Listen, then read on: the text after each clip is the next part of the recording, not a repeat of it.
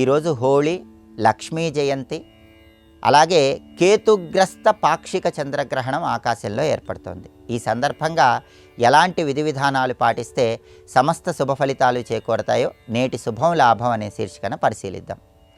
ప్రధానంగా ఈరోజు ఫాల్గుణ పౌర్ణమి, హోళీ పర్వదినం సందర్భంగా ఎవరైనా సరే శ్రీకృష్ణ పరమాత్మ ఆలయ దర్శనం చేసుకున్నా, శివాలయ దర్శనం చేసుకున్నా విశేషమైన శుభ ఫలితాలు చేకూరతాయి. అలాగే వసంతోత్సవం అనే పేరుతో ఒకరి మీద ఒకరు రంగులు కలిపిన నీళ్లు చల్లుకోవటం ద్వారా కూడా రాధాకృష్ణుల సంపూర్ణమైన అనుగ్రహం చేకూరుతుంది. అలాగే ఈరోజు ఆగమ శాస్త్రం ప్రకారం, పద్మపురాణం ప్రకారం శ్రీ మహాలక్ష్మీదేవి క్షీరసాగరం నుంచి ఆవిర్భవించిన రోజు లక్ష్మీ జయంతి. లక్ష్మీ జయంతి సందర్భంగా గృహంలో లక్ష్మీదేవి విగ్రహం ఉన్నవాళ్ళు పసుపు కలిపిన నీళ్లతో లక్ష్మీదేవి విగ్రహానికి అభిషేకం చేస్తే చాలా మంచిది. అలాగే మారేడు దళాలు లక్ష్మీదేవికి ఎంతో ప్రీతిపాత్రం కాబట్టి మారేడు దళాలతో లక్ష్మీదేవిని పూజిస్తూ లక్ష్మీ అష్టోత్తరం పఠిస్తే మంచిది. ఆవు పాలతో చేసిన పాయసం లక్ష్మీదేవికి నైవేద్యంగా సమర్పించి ప్రసాదంగా స్వీకరించడం ద్వారా లక్ష్మీ కటాక్షానికి ప్రతి ఒక్కరూ సులభంగా పాత్రలు కావచ్చు. అలాగే ఈరోజు ఆకాశంలో కేతుగ్రస్త పాక్షిక చంద్రగ్రహణం ఏర్పడుతోంది. ఈ కేతుగ్రస్త పాక్షిక చంద్రగ్రహణం పూర్వ ఫల్గుణి నక్షత్రం, పుబ్బా నక్షత్రంలో ఏర్పడుతోంది.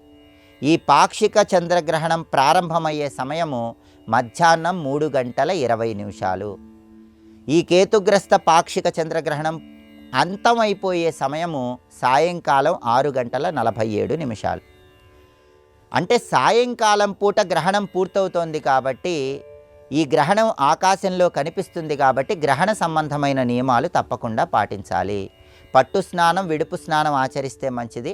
ప్రధానంగా విడుపు స్నానం అయితే తప్పకుండా చేయాలి. ఎందుకంటే ఇది చంద్రగ్రహణం కాబట్టి, సూర్యాస్తమయం తర్వాత గ్రహణం ఉంటుంది కాబట్టి విడుపు స్నానం చేయటం ద్వారా విశేషమైన శుభ ఫలితాలు చేకూరుతాయి.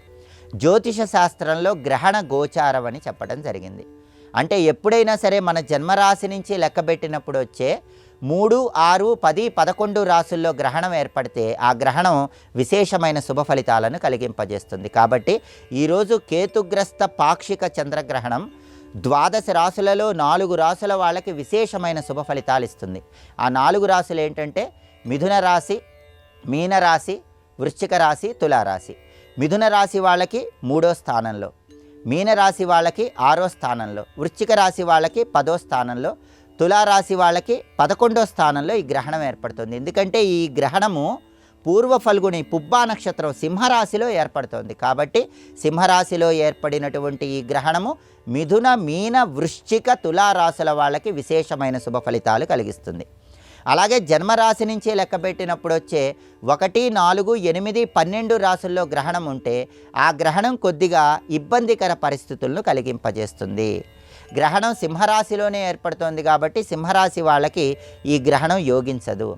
అలాగే ఈ గ్రహణము ప్రధానంగా వృషభ రాశి వాళ్ళకి 4వ స్థానంలో ఏర్పడుతుంది కాబట్టి వృషభ రాశి వాళ్ళకి యోగించదు. మకర రాశి వాళ్ళకి 8వ స్థానంలో ఏర్పడుతుంది కాబట్టి మకర రాశి వాళ్ళకి యోగించదు. కన్యారాశి వాళ్ళకి 12వ స్థానంలో ఏర్పడుతుంది కాబట్టి కన్యారాశి వాళ్ళకి యోగించదు. కాబట్టి గ్రహణం సందర్భంగా సింహరాశి, వృషభ రాశి, మకర రాశి, కన్యారాశి ఈ 4 రాశుల వాళ్ళకి గ్రహణం కొద్దిగా అశుభ ఫలితాలు ఇస్తుంది. కాబట్టి గ్రహణం పూర్తయ్యాక ప్రత్యేకమైన దానాలు ఇచ్చుకోవాలి. అలాగే జన్మరాశి నుంచి లెక్కబెట్టినప్పుడు వచ్చే 2, 5, 7, 9 రాసుల్లో గ్రహణం ఏర్పడితే ఆ గ్రహణం మధ్యమ ఫలితాలను ఇస్తుందని గ్రహణ గోచారం చెప్తుంది. అంటే కొంత అనుకూల ఫలితాలు ఇస్తుంది, కొంత వ్యతిరేక ఫలితాలు ఇస్తుంది. ఈ మధ్యమ ఫలితాలు ఇచ్చే రాశులు ఏంటంటే కర్కాటక రాశి వాళ్ళకి ఈ గ్రహణం 2వ స్థానంలో వస్తుంది కాబట్టి కర్కాటక రాశి వాళ్ళకి మధ్యమ ఫలితాలు ఉంటాయి. మేషరాశి వాళ్ళకి ఈ గ్రహణం 5వ స్థానంలో వస్తుంది కాబట్టి మేషరాశి వాళ్ళకి మధ్యమ ఫలితాలు ఉంటాయి. కుంభరాశి వాళ్ళకి 7వ స్థానంలో గ్రహణం ఏర్పడుతోంది కాబట్టి కుంభరాశి వాళ్ళకి మధ్యమ ఫలితాలు ఉంటాయి. అలాగే ధనుస్సు రాశి వాళ్ళకి 9వ స్థానంలో గ్రహణం ఏర్పడుతోంది కాబట్టి ధనుస్సు రాశి వాళ్ళకి కూడా మధ్యమ ఫలితాలు ఉంటాయి.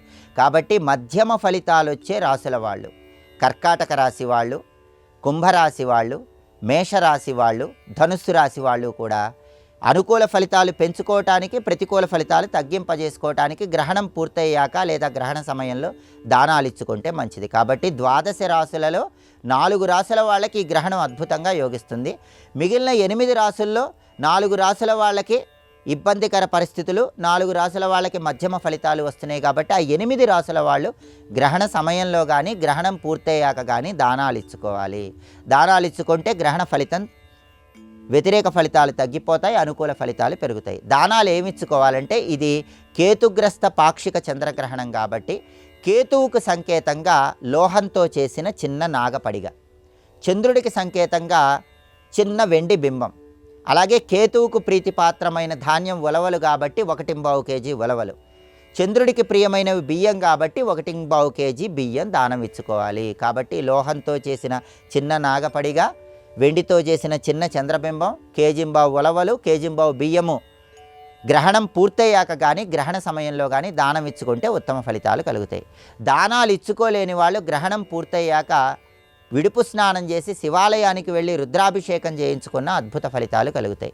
ఈరోజు వీలు కాని పక్షంలో రేపైనా సరే శివాలయానికి వెళ్ళి రుద్రాభిషేకం చేయించుకుంటే గ్రహణం సంపూర్ణంగా యోగిస్తుంది. ఎప్పుడైనా సరే ఒక గ్రహణం వచ్చినప్పుడు ఆ గ్రహణం ఇచ్చే ఫలితాలు 6 నెలల వరకు ప్రభావితం చూపిస్తూ ఉంటాయని జ్యోతిష శాస్త్ర గ్రంథాల్లో చెప్పారు. కాబట్టి ఈ ప్రత్యేకమైన విధి విధానాలు చేసుకోండి. దానాలు ఇచ్చుకోలేని వాళ్ళు దేవాలయానికి వెళ్ళి అభిషేకాలు చేయించుకోవటం వీలు కాని వాళ్ళు గ్రహణ సమయంలో స్తోత్ర పఠనం చేయండి. ఇది కేతుగ్రస్త పాక్షిక చంద్రగ్రహణం కాబట్టి ప్రధానంగా గణపతి స్తోత్రం, సంకటనాశక గణేశ స్తోత్రము, అలాగే చంద్రశేఖరాష్టకము గ్రహణ సమయంలో చదివినా విన్నా ఉత్తమ ఫలితాలు కలుగుతాయి. సోం సోమాయ నమః, గం గణపతయే నమః, ఓం చంద్రశేఖరాయ నమః. ఈ మంత్రాలు గ్రహణ సమయంలో వీలైనన్నిసార్లు చదివినా కూడా కేతుగ్రస్త పాక్షిక చంద్రగ్రహణం ఇచ్చే వ్యతిరేక ఫలితాలన్నీ తొలగింపజేసుకోవచ్చు, అనుకూల ఫలితాలు రెట్టింపు చేసుకోవచ్చు. కలియుగ ప్రత్యక్ష దైవమైన వెంకటేశ్వర స్వామికి సంబంధించిన వెంకటేశ్వర వజ్రకవచ స్తోత్రాన్ని గ్రహణ సమయంలో చదివినా విన్నా కూడా అద్భుతమైన ప్రయోజనాలు చేకూరతాయి. కాబట్టి గ్రహణం సందర్భంగా ఈ విధి విధానాలు పాటించండి, సమస్త శుభ ఫలితాలను సిద్ధింపజేసుకోండి.